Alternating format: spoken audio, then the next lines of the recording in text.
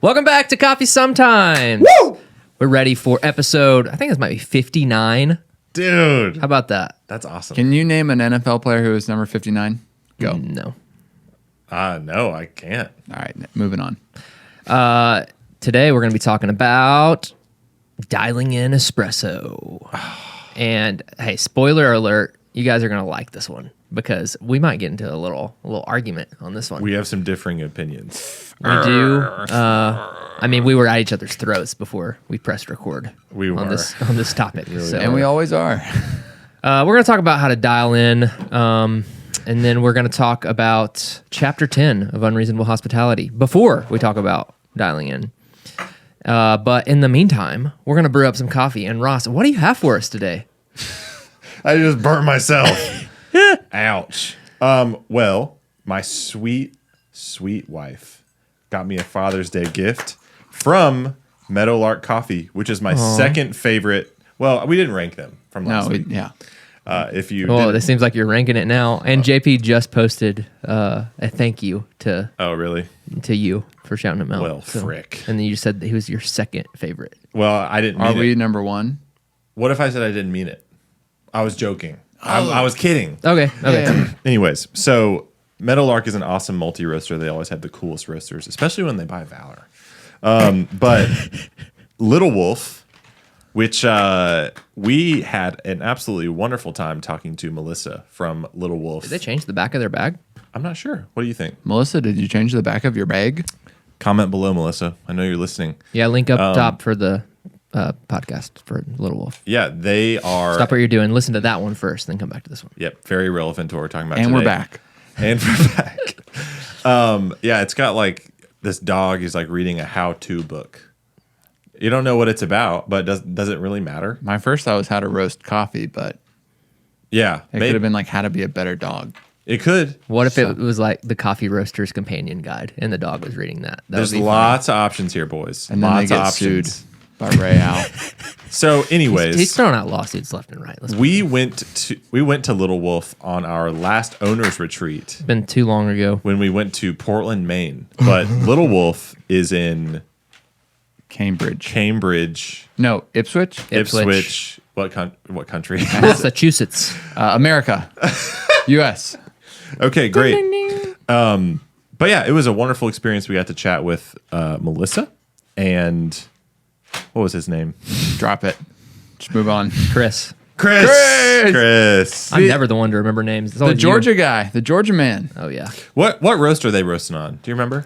Probat. Probat. Oh, Probat. Okay, awesome. Actually, there's a picture of a Probat on here with a dog in front of it.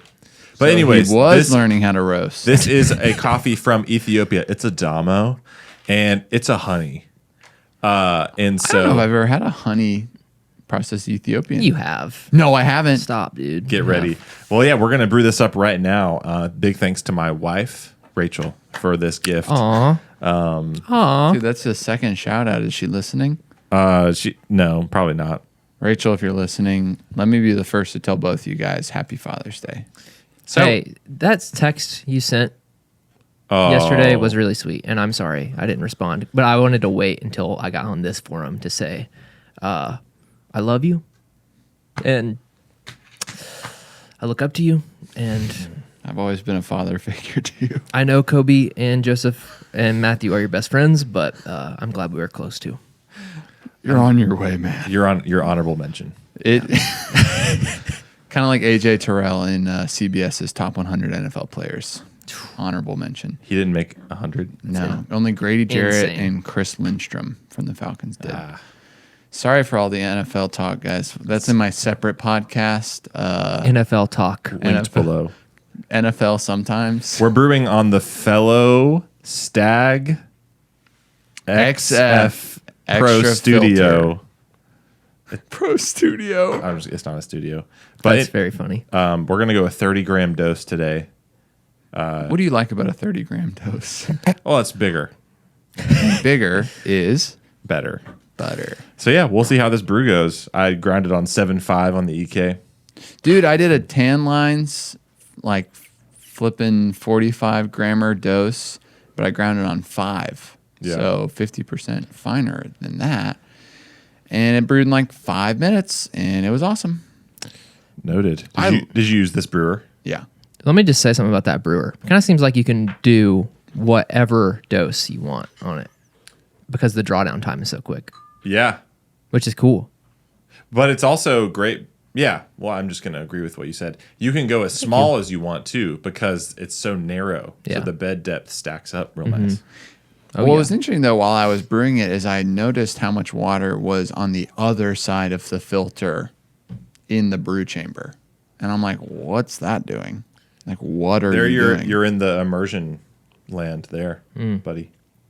But the grounds are on the other side. I mean, that's But the wall of they're hostility. They're not, though. The wall of hostility was torn down. Oh. This is a new covenant brew. Yeah. Yeah. So I like that brewer. Me too. Man, we're talking about Father's Day. Oh. Did you do anything special for Father's Day? Yeah, it was awesome. Round 1 for both of us. Yeah. Round like 18 for Ross. Ross, Yeah. you're so cool. Yeah, just hung out, had a slow morning. Worship, prayer walk, breakfast. Hung out with my family, went to Dawsonville, played some Can Jam. Dan Jam. I love Frisbee. And we know. Can We Jam know. is fun too. Ate some bison, had a bison burger, Whoa. and it was awesome. Ted's? Yeah, I went to Ted's. And my wife bought me some sweets because I have a sweet tooth. So she bought me some blueberry pie and baklava Whoa. and some hot sauce. Did you eat it all at the same time? Mix it all together? No, I ate it last night. It was awesome. What'd you do for Father's Day? You okay, Ross? I went to a Braves game on Friday night. Rockies? Yeah. How'd they fare? We destroyed them. Really? Let's go. And my favorite Braves player is Travis d'Arnaud. The catcher? Yeah. I mean, the backup catcher. No. I don't know. There's something about him. Maybe it's that he looks just like Michaela's cousin, Yeah. Craig. But Shout out, Craig. Hit me up in the comments below, bro. I know you're listening. But yeah, he is, even just the way he was interacting with the fans before the game, like he was just like all about Like like you wanna- anyone that would point at him, he'd be like, You want to be just like him? Wait, yeah, he just seems like a great guy. He's the backup catcher, but he was catching that night because catcher is one of the positions on the field that needs the most rest. Yeah, Ethan. what? And They're sitting. They're you literally guys. just sitting there. but our new catcher that we got, Sean Murphy, he's the best defensive catcher, and that used to be Darno's like biggest weakness, is he just wasn't that good at being a defensive catcher. But it seems like he's learning a lot from Sean Murphy. So someone tried to steal on Darno, and he like sniped him out. Sniped him. And Like 360 no scope? yeah, and so like he had that moment, which was sick, and then he hit 2 home runs. He Two hit 2 home home runs. Yeah. That's outrageous. That's 2 points. They won I think they won 8-1 or something like that. Were they both solos? Yeah. No. I think the first one was a 2-run homer. But he did great. Braves did great. Braves are on a tear. It's pretty cool. Do they have a better record than the Rays yet? No. But the gap is closing. The Rays have been losing some games. So There you go. Suck it, Tampa. yeah. So that's been kind of cool. Yeah, the Rays have 51 wins. The Braves have 46. We're coming, baby. Aren't the Diamondbacks good this year? Yeah. You'd love to see that. It's weird. Those smaller. A random team like Diamondbacks. You mainly just love to see the Dodgers in third in their division, It's just those teams. and the like, Mets in fourth. Like Dodgers and Mets, Yankees, they have so much money. Yeah. No, you wouldn't, dude. You're honorable. Ross, how about you? Well, I played a gig the night before, got home late, woke up. My 3-year-old was just so stoked that it was Father's Day. It was so cute. She brought all these gifts, so many gifts, dude. Not really, but she brought some gifts into, the family bed. We don't co-sleep, whatever. You didn't ask. Let's explore that. And Seems like our demographic would be really interested in like the whole. maybe some of them. anyways, it was great. You know, we went fishing for like 5 minutes. You're a redneck, dude. Certified country boy. I just wanted to lay low. You know, my only day off, so just like Fish. I don't want to do much. But yeah, just my wife Rachel. Just want to give her a shout out for the first time, you know, on this program so far. The first third time. Just yeah, she was just, you know, pampering me all day. It was awesome. You just sat back. That's awesome. Not You know, really, but Drake, yeah. Drake is the certified lover boy, and Ross is the certified country boy. Yeah. Guys, can I do some self-promotion here? Yes. As long as I get to say something next. Yeah, you can self-promote after me. We could all self promote something. I released my Moonraker video. Oh, linked below.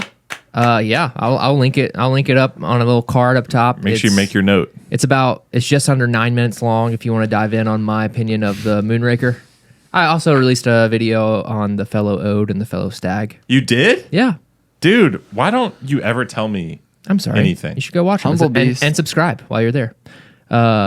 But it was about what I expected. I would say, you know, I didn't tell anyone. I didn't post anything about it on social media. I just wanted to see how the algorithm would work. And it's got like 100 views. Here's Just what you under could do 100. next time. But someone did comment and said Was it Colson? this is no, I don't know them. Was it my mom? They said this is extremely helpful, and I feel like I don't need another review of this. And it's perfect for the sickos out there who are thinking about spending the money on this. That's what they said, and That's I was so like, that is funny. hilarious. You should call them, like, if you have fans, that you should be sickos. Yeah, The sickos. But the crux of my review was, it's awesome, but the needles are gonna get bit, and it's gonna. And be they bad. already have. And I go into Alpharetta this morning, and Sam Harless is like, "Dude, check this out," and it's just like, Yeah. and I was like, I got it, and I was able to straighten them back out, fortunately. Until they will just break. Yeah, and then we'll just have to. But anyways, still waiting on Weber to drop a little more, clarity on if they're going to sell these needles at all or where I can buy them. But Yeah. Here's what you could do next time. So open up your phone, iMessage, compose Ross. Hey, Ross, we're friends. Here's something in my life that I'm excited about. I released this video. I thought you'd want to know about it. Send. okay, And then I'll watch it, and then I'll be like, dude, that was awesome. Thanks for sharing. even if it's not. Well, it'll always be awesome, but I'll definitely give you feedback if you want it. So I released 3 review videos, like product review videos. I want to release more videos on like topical, informative stuff. Yeah. But I also want to release this video about Cometeer because there's just not really a lot of videos out there about Cometeer and how awesome it is. From a professional standpoint. Yeah. But then I also want to talk about even just like I think we've gotten so far in the direction of like crazy extraction stuff, and that's cool and all, but there's not a lot of videos that are just like super plain, simple, stupid, like blends versus single origins. Yeah. So that's kind of some of the stuff I'm going to cover up front, and just like taking it from the stance of, like, yes, I'm a coffee professional, but also I'm very practical. So I'm not going to be like single origins are better because like showcase the coffee's terroir. Yeah. I'm going to be like, this is why a blend is good and can be amazing. Yeah. Dude, I think you're going to bring a lot of value to a lot of people. Thank you, Ross. Yeah. It's true. And you're a good dad. Just as long as you send me your videos. Okay. You can watch all of them after we get done here. Okay. Can I say a couple things now? Yeah. And then we'll get to the book? Self-promotion? Yeah. First off, for anyone watching the video, I just want to apologize for the last 30 seconds. I severely burnt my mouth while Riley was talking, and I made a lot of silly faces. If you want to check out the YouTube content of the show, make sure to watch on YouTube, like, comment, subscribe. That's amazing. Second thing, my dad on Father's Day told me, as like a fact of a matter thing, he was like, well, you know, you're the quietest of the 4 kids. And I said, what? Do you guys think I'm quiet? No. I think in family gatherings, you're very quiet. I know. You Because sit- he's not wrong. Yeah. So that's his context. I know. You just let other people talk. I know. I think here's an anecdote. I feel like your wife in this way. Oh, It's like you do things that I think are funny, but I just like don't give you the privilege of laughing sometimes. If it's like if Michaela is around, then like Michaela's like dying laughing at you, and she's like, "Are you hearing this?" And I'm just like, I hear this every day. So It doesn't. I agree with that, and it doesn't make it any less funny. Yeah. It's almost like it even more makes it funny. like deep in like a brotherhood. Yeah, we think that you think it's funnier that we Aren't laughing. aren't laughing. yeah, I love it. Like, I'm a huge fan. We're talking about funny, but I guess I'm just talking about like pi ratio of who's talking. Yeah, you talk about Or it did all you the brew time, this bro. at like 2:35? This is like hot. First of I all, know. no. Okay. That's above boiling, and you of all people should know that. But I think it's because I brewed it into that, and it was insulated really well. Hey, we- props we- to fellow. Well, my third point, and sorry, that was a stupid second point. Happy Father's Day, Dad. I love you. What's up with like, why can't we just figure out how a spout works? Yeah, Like, why does that have to be curved? Why can't it just be like extremely pointy or Like, something? if you look over there, there's just a ring of coffee. Yeah. Now, Yeah. I'm like, we're not that dumb. It's like we got Apple releasing virtual reality. Like, But can we like- just get the But spout like right? Apple just release a spout. it's like we in the West just like don't know how to make a spout. I know. You know, it's I like know. the West. I know. Yeah, I know. True. And then on top of that, I forgot what I was going to say. Moving on. Let's move on. Oh, I was going to say that's why I hate diner mugs. Hot take. Because Ooh, They're so I hate diner mugs. They're just mugs so as well. rounded, They and also they- just feel weird on your mouth. they get everywhere. It feels like you're doing this.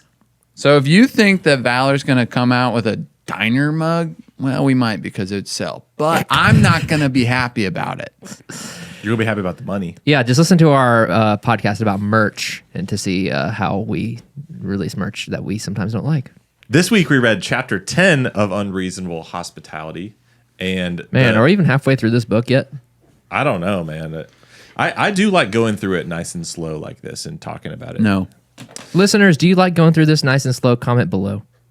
Creating a culture of collaboration. Nice alliteration, nice buzzwords. You got it all. Creating a culture of collaboration. I would have appreciated curating, you know, but he went creating, which is fine. That's fine. But it's not my book. cultivating. Oh. There's a lot of C's you could have gone with. But anyways, Catalyzing. catalyzing, curating. No, whatever. Okay. A cosmic culture. Ethan, when Ross. you were reading this chapter, what stuck out to you as something that was revelatory, that changed your perspective, and how could you apply that to your job? Hey, finally a chapter about coffee, huh? Thank goodness. I was about to throw this thing out the window. Like, why are we even reading it? We're a coffee Like, company. where's the coffee? Yeah. It also is funny because when they're talking about coffee, it's set in like late 90s, early 2000s. 2006, Oh, Ethan. sorry. That's prime Drake and Josh era. Anyways. Yeah. So, anyways, the beginning, I always think it's funny when books reference other books, and I'm like, dude, you're a book. Just like make your own content. pretty Get a meta. room. Yeah, it's Inception, Bookception. But he talks about the Infinite Game, which I'm sure Ross has read because it's Simon Sinek. I have not read it. I know Can that. you just go with it? I'm not going to lie. Just say yes. It just say nobody knows. We'll edit that part out. Ross, have you read the what's it called? The Infinite Game. Infinite Game? No, and I never will. Especially now. Oh, you've read The Infinite Jest. Talks about choosing a worthy rival, another company that does one or more things better than you, whose strengths reveal your weaknesses and set you on a path of constant improvement. You can't help but be like, do I do that? Do we do that?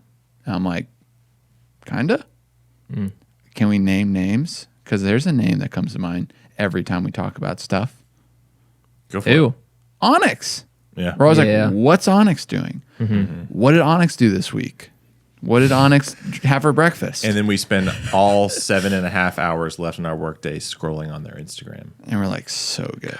We've seen the same pictures But I mean, 1,000 times. no, I mean, kidding. I was like, man, there's actually there's a fine line between getting lost in that, Yeah. which I think most people do. No offense, and we do as well. No offense to us. And then None there, taken. yeah, no problem.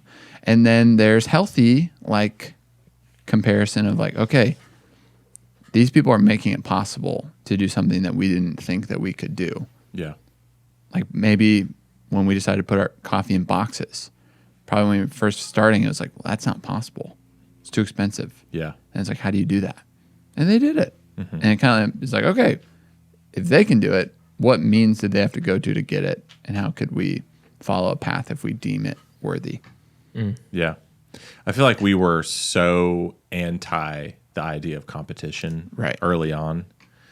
And I think probably to our chagrin, Unto our chagrin. because we were so completely caught up in just figuring out who we are. Why would we compare ourselves to somebody else? And there's good in that too. But competition, it's healthy. You know, it's good. It helps me, propels me. Yeah. Yeah, I mean, in Frisbee, I'm just kidding. Go ahead, Riley. I used to kind of stray away from that, but I find myself scrolling, the East Poles and whoever else Instagram. Like, I mean, I scroll East Pole, Brash, like all the Atlanta coffee shops. I like scroll their Instagram and Bellwood, Portrait. and get on and check their coffee offerings, see what's going on. Yeah. And it's not, once you can remove yourself from a point of like comparison Yeah. and being like, oh man, how are they getting this far? Like, whenever we've been around since like this point. When you can remove that and you can be like, I'm doing this to drive our company forward and they're doing the same thing to drive their company forward. Right. Then it's like, it doesn't become emotional or like, I don't know, offensive in any way. It's just like you're doing it to make everything better. Well, Onyx is a good example because they're ahead of us in a way that we want to be in the same position that they're in, more or less, where they have like, from where I could be wrong about this, but it seems like they have like 4 or 5 regional cafes that are like all in the same area, pretty much in Arkansas. And they have a big global brand with e-commerce and wholesale, which is, there's some things that we're trying to do differently than that and add to that or take away from that. But that's probably why we're particularly drawn to them. Well, yeah, to what Riley was saying, I think They have 23 coffee offerings right now. Yeah. I mean, I don't know if we're ever trying to do that, but I want to do something closer to that. And I mean, it's just like 22. I want to be able to charge the price they charge for their coffee too. Yeah. I want to have the origin relationships, but what Riley was talking about, I think we were now maybe able to conquer some of that imposter syndrome stuff so that we can like maturely and healthily learn from our competition, our fellow folks out there. But probably earlier on, it was just, we were just too weak, honestly, to like see what other people are doing and not like get all mushy feely about it. Yeah. And like be bummed out. But in the book, they are comparing themselves to a Thomas Keller restaurant. Right. And he's like top of the top, creme de la creme. And shout out to a restaurant being called Per Se, because that's a really good name for a restaurant. yeah, it is. I noticed that. But so they go and they have their minds blown at the restaurant, and it ends with like just okay coffee. Yep. And you're like, whoa. And I don't know about you guys. Have you ever had good coffee at a restaurant? Only if it was Valor. And you knew it was? Yeah. I just don't get coffee at restaurants. I'm not in the I habit. mean, I wouldn't even call like, and I don't get coffee at a restaurant unless I know that it has Valor, and then I wouldn't really classify like TBB as a restaurant the same way because it's also just like they have a to-go coffee program as well. I got a cup of free throw after a wonderful meal at Lapeer steak and seafood, and it was great. Nice. It was awesome. They grind their coffee and got a nice brewer and everything. I think I had a Big Trouble, which is a counterculture blend, Americano at King and Duke in Buckhead one time. Was it good? It tasted exactly like what you think it tasted like. So amazing. Probably 4 out of 10, you know, not disappointed. Like I got it with my dessert. But yeah. With your dessert, tiramisu. Tiramisu? I don't know, man. I just remember the coffee because that's all I care about. Anyways. Wow. What did you guys think about? What are some standout parts of this chapter? Well, a lot of the conversation circled around giving people responsibility and doing it before they're ready. And I think that is very interesting because there's a quote where Will says he completely transformed once given an ownership role as if he hadn't wanted to commit to greatness until he was in charge. So he's talking about this fella, Leo. And Leo was very, I don't want to say negative, but he said he was very quick to point out the Critical. Yeah, critical of Thank you. ideas. But once he was given a role as, you know, like an ownership role, these like that EMP created, just like specific things to give, even like the food runners, to give them more ownership of the space. He completely flipped the script, and then later they say, we didn't assign these ownership programs. Participation was strictly on a volunteer basis, and while many who stepped up happened to be knowledgeable about the area they'd chosen, they didn't need to start out an expert. All we asked was that they be interested and curious and have the first inklings of a passion. Often the perfect moment to give someone more responsibility is before they're ready. Whoa. And that's scary. I'm sure you guys can agree with that because you put so much thought into hiring. You put so much thought into promoting within, and that being a key principle and pinnacle of your business. How do you know that those situations are going to work out, of giving someone something extra to do? Or, I mean, even saying often the perfect moment to give someone more responsibilities before they're ready, you know, promoting someone to a management role beyond this. Because you put so much of your time, especially as a small business and a small team, where like when you promote someone in the cafe, it not only like when we first did it, we had to create all these systems for to hand off and like really record all the work we do. But regardless, even now, you have to spend so much time with that person to get them to that place. So you're taking a chance if you know like they're not ready to where it could fail. And that's scary. I think of it in 3 categories: passion, skill, and they got that dog in them. Come on. Passion, you know, in the book, they're talking about how they had a really bad beer program, and there was this 22-year-old kid that really loved craft beer. And so that was passion. Skill, he didn't really have the skill yet, but another word you could use for skill is like your wiring, your makeup, your personality, that kind of thing. Like if you're an organized person, or if you're more of a visionary dreamer, or if you're more like, you know, super anal about a bunch of little details, or if you're just got your head in the clouds, that's what I mean by skill.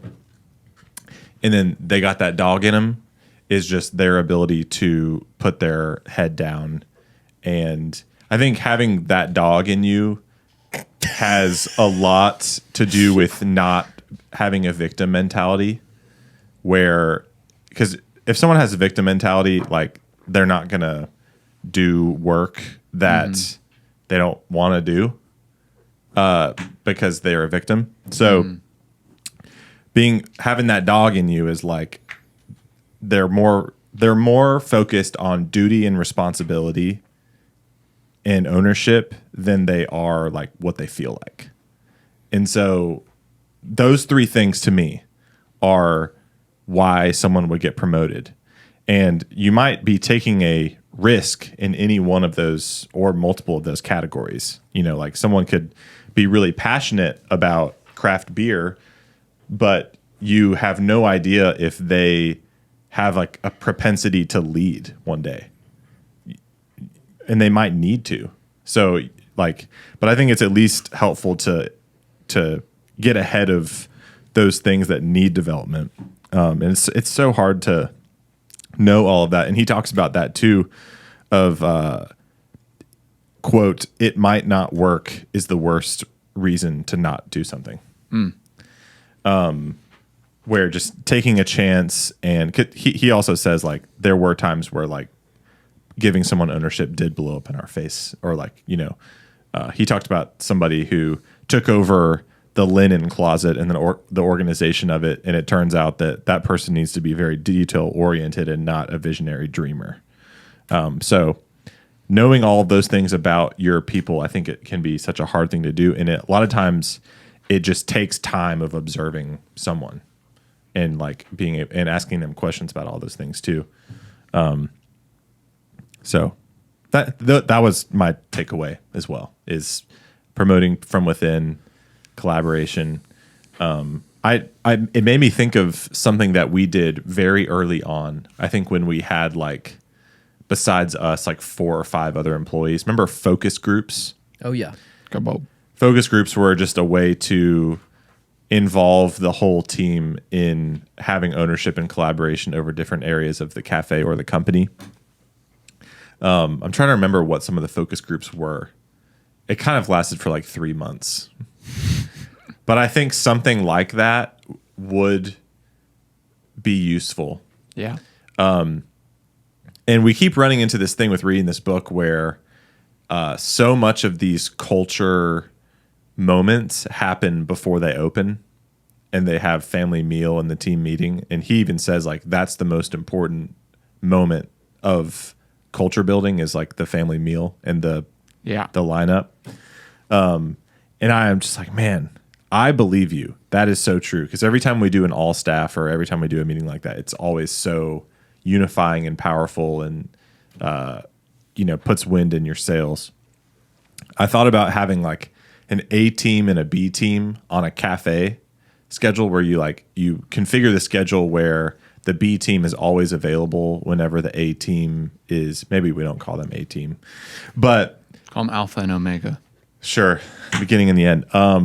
But you know, you have these 2 teams that alternate. One's available, and you get the greatest amount of people available at one time at any given time, and you kind of like have meetings with those people on more of a regular basis. Whoa. As opposed to always having to meet after hours. Mm-hmm. Or there's other ideas like we close at 3:00 every first Monday. You know, it's like you have 2 hours to play with there. You've got deep clean nights. You've got all staff, or just like cafe specific all staffs. And it's just like a regular rhythm, you know, take our slowest time block of the week, whatever. Or coverage. I don't know. Never mind. It's just made me think about all that stuff. And I just wonder how much farther our cafes would be if we had a regular, either like bi-weekly or monthly or weekly time to talk about, hey guys, what's going well, what's not going well, what are you noticing? Here's, you know, we talked about, I'm going off right now, I'm sorry. Not sorry. Servanthood at our all staff, and emphasizing that. Yeah. It's like, what have we done to continue that narrative? Not much. Mm-hmm. It's just kind of like we said it at the all staff, and like I've said it, you know, a few times in the cafe. I'm sure you have too, but like, thank you. I'm just assuming the best of you in that moment. I have, I swear. No, I really think you probably did, and you did. So I was right. But you know, just more touch points to continually build that structure, as opposed to just like, oh, we'll launch another initiative at the next quarterly all staff. Yep. But it made me think about all that, and I think if nothing else, reading this book will just make you think, which is the start to any progress. Is like you just at least start to think about it and reconsider. The last thought I have is this quote: "You don't want to have 100 keys. You win when you end up with only one, the key to the front door." Once they turn over some of these responsibilities, they'd have more time to make their own contributions.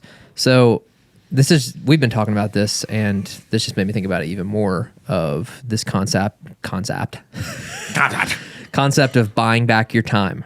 And I think a lot of us cafe owners out there can relate with this one.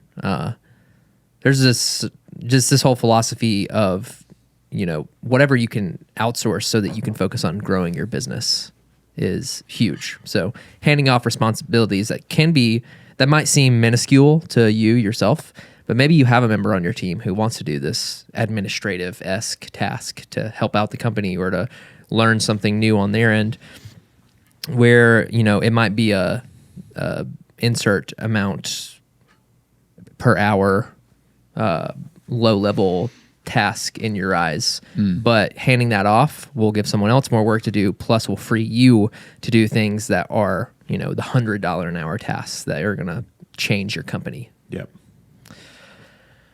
All right. How about that? Catch you guys next week for chapter 11. You better read it. Read it. All right. So before we really get into this next segment, for you guys out there who are Espresso stans, why don't you go down to the comments and tell us your dial-in process before you are biased by what we're about to say. Yeah. Oh, snap. Or maybe you're just really convicted and your way's the best. Ooh. Let us know right now, and we'll take that into account. And maybe you'll change our minds. So all this talk about espresso, there's some philosophies about dialing in out there. And I know I've read a few, I've heard a few, I've practiced a few, but they all really circle around the 4 variables, right? That is dose, which is how much coffee you put into the portafilter. There's yield, which is how much coffee comes out of that thing in liquid form, and you weigh it, so it's not volumetric. It's by weight. Which, how about that? Isn't that interesting? The way you only weigh the output of espresso. You don't weigh the retention, but you weigh the retention when you're brewing filter. Wow. That's a good point. I guess that's where the debit and the 9 bars comes in, but yeah, we'll talk about that later. That's a good point. I didn't even say anything about espresso and these 4 variables. That's another variable these days. What? Pressure and pre-infusion. Yes. But we are Doggone. idiots on that stuff. But I mean, hey. So you got dose, you got the yield, you have the coarseness of your grind. So how coarse or fine your grind is, and time. So those are the 4 variables, and they all change each other. How about that? Especially time, and time is really a reflection of those other things. Right. So, boys, how have you guys been taught to dial in the past? You've heard other people dial in when you're training someone. You teach now. I just know we have different systems and opinions of dialing in. I think, fortunately, we teach everyone the same way, which is y'all's way. But I kind of have a different opinion, and I want you guys to prove me wrong, because I don't think you're going to. I think a really important thing to clarify right now, Riley, is for what context are we talking? Are we talking about when you have endless time in a lab setting or in a home espresso context? Or are we talking about creating sustainable systems that are conducive to a busy cafe? I think we're talking about both ways. Whoa. Okay. So our core principle of dialing in life is congruent with the scientific method, which is only change 1 variable at a time. So you've got those 4 variables. And if you change more than one of them, then you won't know why your next shot is the way it is. Wow. So if you change the dose, and let's say you were at 18 grams, which was your dose. Let's say you change to 19 grams, and then you also make it finer, then this next shot will, definitely be different than your previous shot, but you won't know why because you changed 2 variables. So change 1 variable at a time. That does take more time, but it takes more time in the now, but in the medium term, you'll be chasing less rabbits. So that's one thing. And then I've also just been taught to first get your brew ratio first, like dialed first, your ideal brew ratio, which if you don't know out there, typical specialty coffee brew ratio for espresso is 1:2. So for every 1 gram of ground coffee, you have 2 grams of liquid output, liquid espresso yield. So a good example of that is 19 to 38 grams or 18 to 36 grams. I could multiply by 2 all day.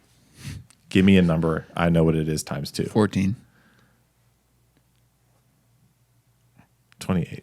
That took It did way not take too him that long. He long. exaggerated. I don't think so. I think he's got the jitters on air.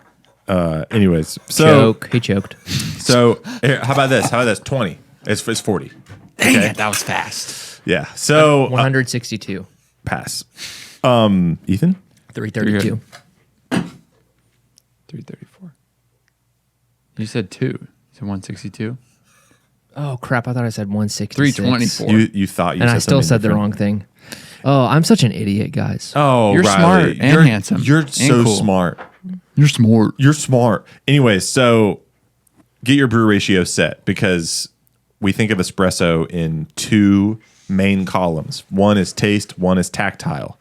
Taste, that's pretty self-explanatory. Tactile is how the feeling of the espresso, aka How is it feeling? the body, the mouth feel, how thin or thick is the consistency. So if you get the brew ratio set first, then you're talking about how strong the coffee is, how strong the liquid espresso is. All right, guys, once and for all, it's not espresso. All right, it's espresso. Well, I think you're really teaching I think about this our all the audience day. something here. I think about this all the time. People say espresso. It just like really pisses me off. Just kidding. I don't care.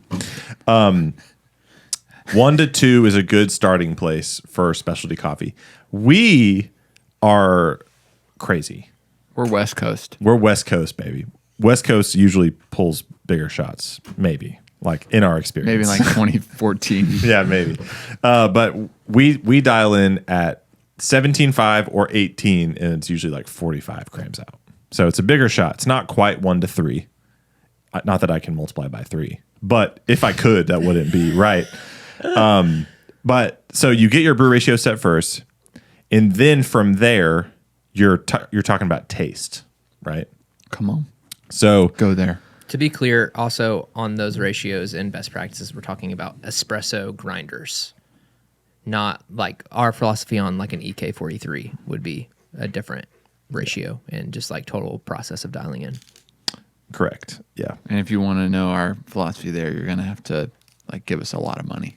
You're gonna have to that'll subscribe to our that's, Patreon. That's paywalled. Yeah, that's paywalled. So from there, you're talking about taste, and the when we talk about taste, there are macro adjustments you can make, and there are micro adjustments you can make. So let's talk about this in terms of like hypothetical shots we pull. So let's say we got our brew ratio dialed.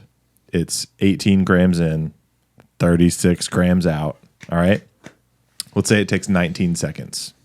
We taste that shot and it tastes really sour and salty, which would tell us that that is under extracted. We can, if you want to know more about that, that's also paywalled. Or become a wholesale partner. Wow. Anyways, so we've got our tactile dialed. It like feels good. It feels like an espresso in terms of the mouth feel, but it doesn't taste like we want it to. It's not balanced. There's no sweetness. There's just like pungent acidity. So we can make a macro adjustment in this scenario wherein we change the grind setting. So boys, if we wanted that shot to be more extracted, would you make the grind finer or coarser, and why? Give me a minute. Give me a minute. A lot of people out there don't know this, so don't do this whole like Joking. pretentious joke thing. Okay. It's toxic. I'm sorry. We would fine the grind. Yeah. Because the smaller the coffee ground, the longer it takes for the water to make its way through the puck. Yep. And the basic thing there is contact time, right? You're increasing the contact time that the water and the ground coffee is hanging out, therefore increasing extraction. And when we change grind setting, it's a macro adjustment, meaning it's a huge adjustment. So let's say we change the grind a little finer. Then it goes to like 26 seconds, sweet shot. Praise God. And we taste it, and it's a little over extracted. We went a little too far. So your third shot, instead of just cranking that grinder back coarser, which hypothetically you could do, but in reality and in practice, if you are always changing the grind setting back and forth, you are going to have major problems. And I was talking to someone about this the other day, where Flex. I talk to people like outside of this podcast about stuff I know. So after you taste 3 espressos, your palate is shot anyways. Whoa. It's worthless. You're already done. Maybe yours. You're over caffeinated. You're over caffeinated. Your every espresso just tastes the same, and it's just frustrating, right, Ethan? You're that way. Not if you have sparkling water, dude. Maybe. We got I kegs haven't heard of it, sparkling babe. water. We got kegs of it. Yeah, you know my point though. So if you're just constantly going back and forth, one, you're going to be tasting a bunch of espressos, and that's making your palate less perceptive every time you do it. The other thing is you're going to be wasting coffee. The other thing is that your grinder is not just a like logical machine. It's got feelings. It's got feelings. It's got a temperament. And so the moral of the story is mess with the grinder as little as possible, or increase the time between your adjustments. Yeah. Because if you're just going back and forth, again, I don't know why. I know why. We'll talk about that in a second. But that's macro adjustment, changing the grind. I don't know why. A micro adjustment in my eyes, and this is where Riley disagrees, but I think he would agree with me by the end of this, especially False. Especially as it relates to the busy cafe context in our specific 2 espresso machines. But anyways, so Focus. what you're going to do is you're going to want to change the dose. Okay? The dose is a micro adjustment that is very, very easy to revert. Meaning, Plug your ears, Riley. open your mind. No, I hear BS all the time. Bro, I'm used to this. free your mind. So let's say, Get pilled. yeah, You bastard. get ready for this pill. Your second shot, I guess we're on the third shot now. So the third shot was 26 seconds, right? And it was a little over extracted. So instead of making the grind coarser to get back to less extracted, you would increase the dose by like 0.3 grams, thereby decreasing the extraction only by a little bit. And you don't have the headache of chasing the grinder dragon back and forth, coarse and fine, coarse and fine. And so at that point, you would be changing your brew ratio, but only by a tiny little bit that you can't notice. It would only be affecting taste. If you change your dose by a whole gram, you're going to be definitely messing with the mouthfeel of that espresso, which might just be fine too. It's not. In my eyes, it might just be fine. It shouldn't be. That doesn't correlate with our values. My truth is my truth. So, Well, it's not if you're referencing our values. all right. Well, anyways, so I'm just trying to stir the pot. Stoke the fire. yeah. Now, I recommended that you change dose as a micro adjustment. You could just as easily change yield. And in fact, Whoa. I would even say that is preferential if you're in a lab setting and if we didn't have a Keys Van der Westen spirit. Yeah, we could do that at Dunwoody easily. Very easily. Could not do that on the Keys easily. Correct. Which is kind of just a point to us needing to get rid of the Keys and get a mod bar at Alpharetta. Correct. But, and if you're pulling all of your shots manually, first of all, why? Second of all, it is nice to do that because you can just, stop add like 3 grams of yield to the next shot. Or in the hypothetical example I gave, you would take that third shot, and instead of going from 18 to 36, you might go like 18 to 33. So you would be decreasing extraction also making it stronger in terms of brew ratio, but it wouldn't affect it enough to where you could be able to tell. So that is my dial-in philosophy for espresso. On the note of the keys, if you guys want to buy a Keys Van der Westen Spirit, hit us up in the comments below. It's a triplet. Yeah, it's a 3-group, has 3 individual, 4 pumps. 1 for the steam boiler, 3 for the pump for each group head. So it would be sick in a lab somewhere.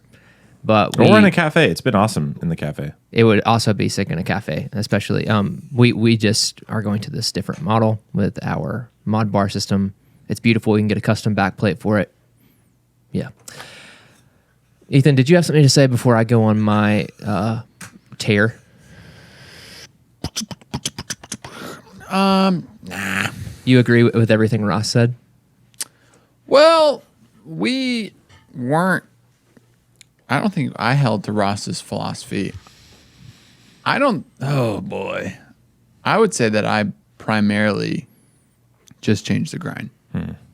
But like literally 2 weeks. Well, it started when other coffee professionals started working at Valor, that people started tossing around the idea of micro adjusting via dose. And I was like, Micro dosing? yeah. I didn't like that because of systems, like having to relay, like, hey, by the way, shots are pulling at 17.8 today. There's also that. And then, like, what do you do tomorrow? Where do you start? If you're listening and you're like a coffee person, you're like, okay, grow up. That's how you do it. I'm like, yeah, I get it. But also, there's just like a bunch of people that work at a coffee shop. Sometimes, if we can eliminate any variables, we will try. But also, coffee needs to taste awesome. So, yeah. And then I updosed the other day. I think there was just a recipe problem. And I updosed, and I wanted to just change the recipe from 17.5 to 45 to 18 to 45 as like our new base. I think that's what Dunwoody did. Yep. And then I did some testing, and I was like, this is way better. So I typically, that was just like a one-time move, and then I would just, because I like that strength, I just adjust the grind. I think I'm just too scared to adjust the dose. Why? Because of the communication involved. Mm-hmm. And like the maybe constant pivoting that may follow. Because instead of chasing the grinder dragon, you could probably just be chasing the dose dragon all day. Sure. Because it's probably likely that as your grinder heats up and things change, your extraction is going to change anyways throughout the day. So it's just like, which variable do you want to be playing with? Yeah. Excuse me. Sorry. Huh. So that's kind of where I'm at. And I just changed the grind. And I also, you didn't say temperature, and I was kind of offended. Oh. When it came to variables. We've got an opinion on temperature for sure. I would just never change it. I was about to say, what if my take on dialing in was I always just adjust the boiler temps.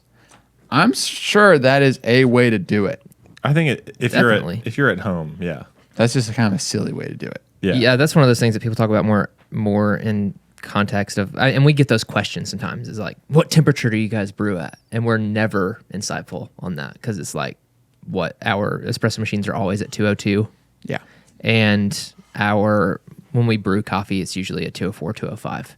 Like, that's just how we roll. That's how we roll. Try to lock it in. And I would like to get a machine with like pre-infusion to go a little deeper on that, like in the lab, because our lab machine doesn't have pre-infusion. But we haven't even really delved into that. Yeah. So here's my take on dialing in espresso. How I would dial in espresso. And this might ruffle some feathers. So stick with me here and at least give it a try before you, destroy me in the comments. They'll do it anyways. They'll do it anyways. The sickos. Colson. I have a firm belief that baskets are designed for specific doses of coffee. And depending on what size espresso basket, you should just pick a dose and stick to it. And whenever you're first dialing in a coffee, find whatever basket size you have. Use whatever predefined, this is my right number for this basket. For me, in my opinion, 20-gram baskets should have 18-gram doses, minus or plus 5.5 grams. And I'll get back to why I think we should do 17.5 in a second. So, Crap. So I'm trying to keep on topic here, but so pick your dose, and then when you're dialing in a coffee, find the yield of the best mouthfeel, similar to what you said. So given whatever coffee you're using, it's probably going to be different. If you're using something super chocolatey, you want something like silky smooth. If you're using something super floral or like fruity, you might want like stretched out a little bit. So whatever coffee you're using, find your dose and your yield first. Then what you're going to want to do is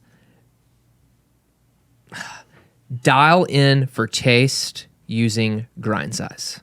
Okay? And again, we're not talking pre-infusion here. We're just talking what we would normally do in a commercial coffee shop setting. So dial in on grind size and then find what tastes best there. And then how you change your grind is not going to change the body of the coffee that much in this context. So there I said I think 18 grams minus or plus 0.5 grams is right for 20-gram baskets. I'm going to take it one step further and say you should start at 17.5 because your grinder, when the burrs heat up, are going to push out more coffee, but that coffee is also going to be coarser, okay?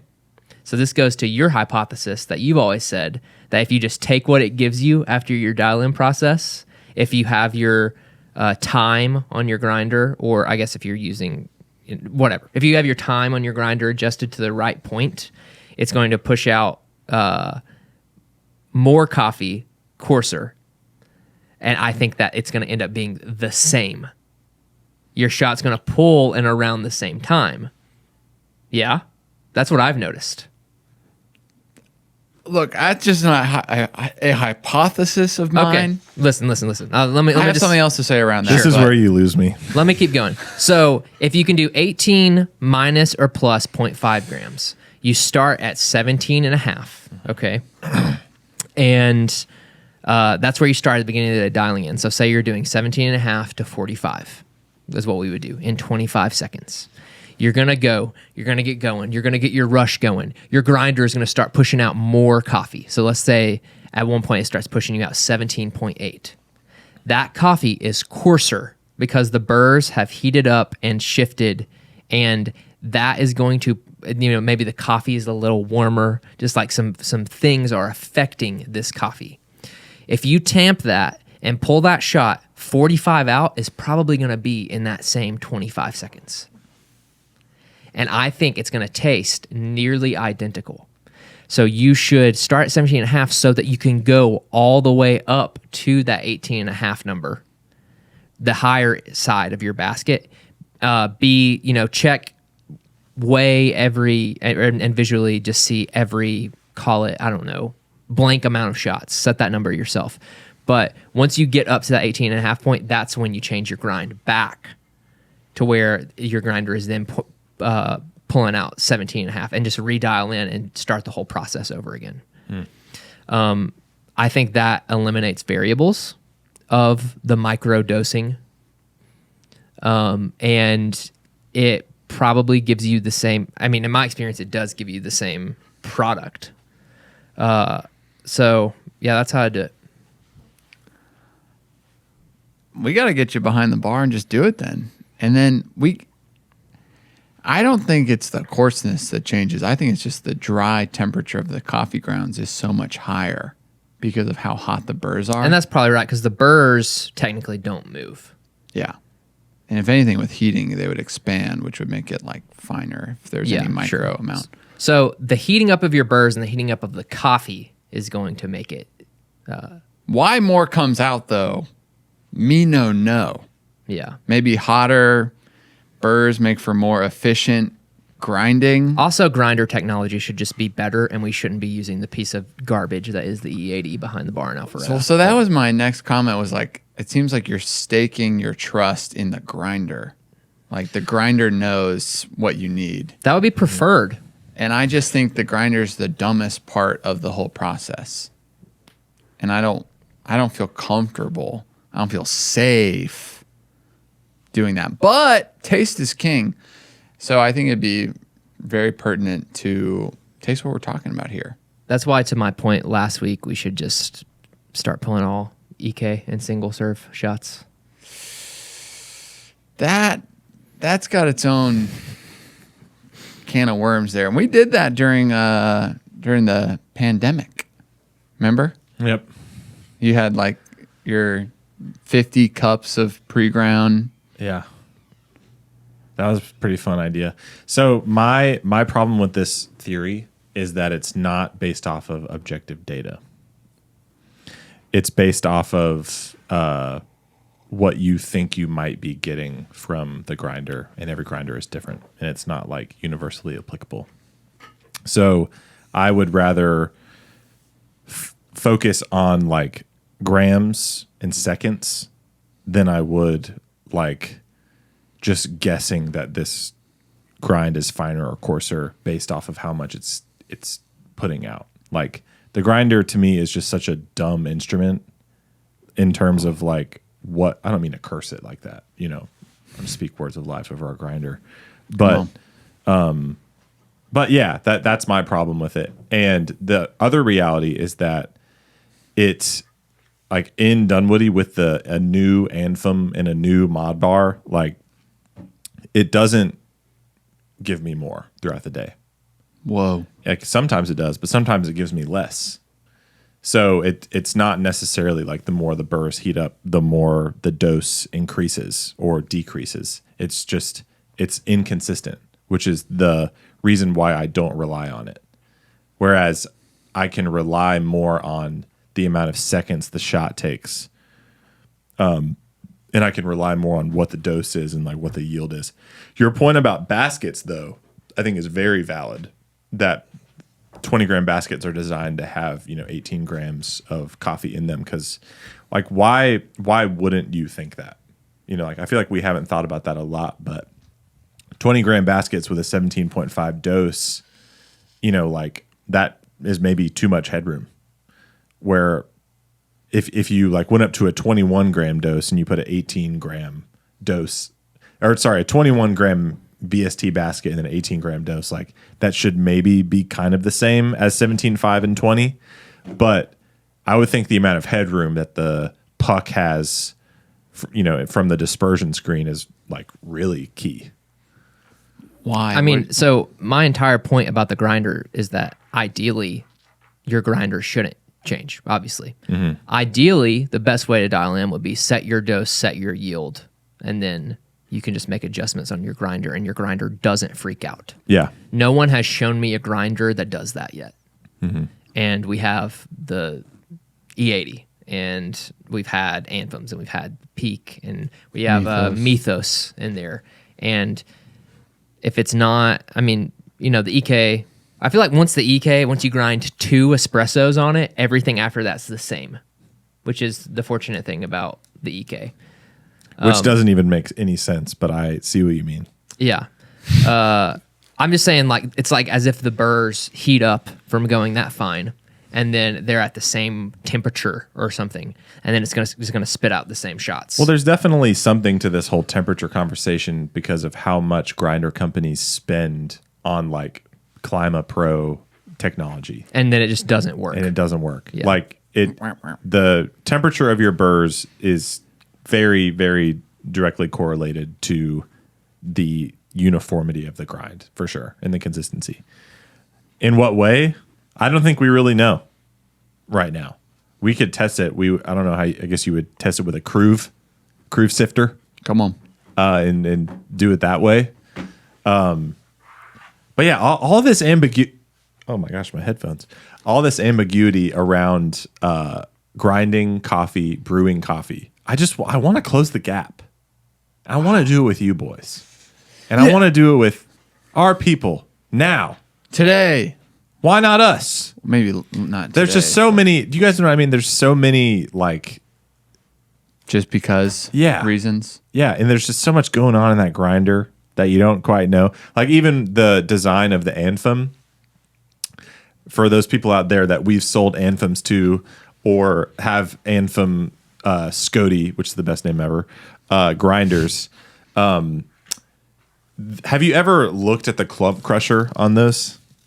Yeah. Oh, I know where you're going with this. Yeah. So the clump crusher it's a great design in terms of it crushes the clumps really well. Like there's hardly ever clumps with a Anthem unless it gets really caked up. But the way that the clump crusher works is the best way to explain it is explaining what happens after you clean it out. So you open up the grinder and you look at this clump crusher, and the clump crusher is a spring that is completely caked with coffee. And so you clean it out and you vacuum it out, whatever, and you reinstall the spring to where it has no coffee in it at all. And then you grind coffee again after you reassemble everything. And it takes probably 10 seconds for coffee to come out in a like heavy flow like it normally does. So the clump crusher on an Anthem Scody literally has to fill up with coffee for it to be able to push out coffee. Have you noticed this? Yeah. And so think about what that does for grind setting. Like you change the grind setting and it brings a whole new like severity to purging your grinder after you change a grind setting, because there's so much coffee. There's got to be like 20 to 30 grams of coffee in this clump crusher at any given time, and that's how it's designed. It's not like you have coffee, burrs, grinds it up, sends it through the clump crusher, and then there's no more coffee left in the clump crusher. It perpetually has coffee in there. And so for grind setting, that's like this is why I don't trust grinders. It's a very Mortar and pestle, dude. Let's pivot. Yeah. I don't know. It's just like, again, a reason you need to figure out how to make the EK work. Like EK, that Akaya ion blaster thing that they just released that kills the static, and then just like figure out a way to rip those shots. And because even still, I'm just like quickly doing some research of like trying to find people on YouTube talking about commercial grinders and like how to make it not suck. And it just, that info isn't out there. At least in video format. It's like, it's all about home grinders. And we understand that, like, as, you know, people tailoring content for people, like, there's way more home brewers than there are cafe owners scouring the internet looking for, just more home grinders are sold than commercial grinders. Wake up. But how can the commercial stuff be worse? And that's kind of how it seems. Yeah. Is like, there should be a way. I don't know. It needs to be water cooled or something. Like we need to figure out a way to like get some PC nerds You need to put on some grinders. coolant in there. Yeah. Hey, there you go. Maybe an inverter pump. The E80 clump crusher is much different. It is just like that rubber paddle. Right. Does it clump up every week and spray coffee everywhere and you have to take the whole thing apart? Yes. Easily one of the worst features. But maybe that was in honor of like, let's try to get the coffee that's being ground into the portafilter. Yeah, I think the Mythos is the best design, but the material of the clump crusher constantly breaks. You know what I'm talking about? So you've got these two forks that are like this, and it's just right there by the spout. Coffee shoots through. It looks great, but there's no like spring where coffee just lives, like on the Anthem. How much money would you guys pay for a grinder that would keep your coffee the same all day long? $10,000. I was gonna say $15,000. 30. Honestly, that would eliminate so much headache and would, again, just make our goal is like consistent product, consistent good product. Great product. Great product. Another thing, another way to not chase the dragon with dialing in is buying coffee from a roaster that is consistent and not constantly changing your coffee offerings. If we're talking about cafe context and not home brewing context, because if you're a home brewer, it's fun to always change the coffee and kind of go on that journey of dialing in different coffees and trying different things. But in the cafes, I think it's just a good business move, and we've talked about it a lot on this program, of keeping the coffee the same. And that is why we have a blend on espresso, is because we're always going for the same flavor profile, and we usually always have the same main 80% component of free throw. It's usually always just the same literal coffee, like pea berry. And so I think that has a lot to do with not chasing the dragon as well, just eliminating that variable from the start. Because if you're buying the same coffee every week from the same roaster and it's still not consistent, then that is your roaster's fault for not consistently roasting their coffee. Because it should pull the same way every week, pretty much. I mean, like plus or minus however many units. But for free throw, because Sam is he has such an attention for detail and has learned how to consistently roast coffees according to his profiles, he is able to give us the same product every week. In Dunwoody, our coffee tastes great at 18 to 45 in 24 seconds every single day, and it hasn't changed since we opened. Like, there hasn't been a better shot that I've tasted. And we've been able to hit those numbers too. Which is, I'm crapping on the Anthem today, but the good thing is you don't have to change the grind setting that much. I mean, you kind of tweak it here and there, but as long as you purge enough, it will be consistent. But then you're just wasting product. You are, yeah. Which is a bummer. It's just bad in every facet of the business and the world. What are we going to do, guys? A couple things I want to get into maybe next time or later. Oxidation. What does it mean? How long can espresso sit? How long can espresso ground sit? How long can a shot that's already been pulled hang out? Yeah. We'll probably have Sam research some of those things for us. Another thing that we didn't talk about in dialing in, I don't know if you guys were ever taught about the older coffee gets, the more you need to use of it. You ever hear about that? Yes. Yeah, you just need to updose a little bit. Updose based on date of roast. I have definitely noticed that. Like, notice how that's a good thing? Yes, but not in this like day-to-day range. It's more in the like, I found some coffee from 2 months ago. I'm going to do a 1 to 14 or 15 brew ratio if I'm brewing drip, and I'm going to definitely do a 20-gram dose of the 45-gram output if I'm doing espresso. Just because it needs to be stronger, because there's less complexity to pull out. So if you're increasing the strength, then you're increasing the perceived complexity. But if you're pulling weekly orders, you probably shouldn't have that much of a problem. No. Like we're trying to go 7 to 14 days off roast for most of our coffees. Yeah. So maybe it doesn't change that much over that course. Yeah, and I don't know who I was talking to in the cafe, but there used to be a lot more precedent, and there still is like a sensitivity to like, okay, hey, we're about to put on a new roast date of free throw. Yeah. And someone just made a passing comment. They're like, I never have to change anything when we put on like a different roast date. Yep. Typically because we're always just going in like 3-day increments, from like Monday to Thursday and then Thursday to Monday. Because free throw is being roasted for the cafe every Monday and Thursday. But it's just a cool thing. Speaking of consistency, just rocking an awesome product. So thank you, Sam. Thank you, Loring. Thank you guys for being a part of this conversation. Hey, yeah, thank you, Ethan. And you're welcome. Hey, quick wholesale shout out to our friends Tetherball in Jacksonville, Florida. Woo. Ethan, I think you're probably Ross, have you been to Tetherball? No? I've never been. Ethan has. It was awesome. Ethan, tell us about Tetherball. It's awesome. I went early on when they got open down there. When this time last year, they must be celebrating their 1 year anniversary coming up. goodness. So congratulations to the Tetherball community. Elias, we love you. Thank you for being awesome and having an awesome coffee shop. Yeah, amazing space.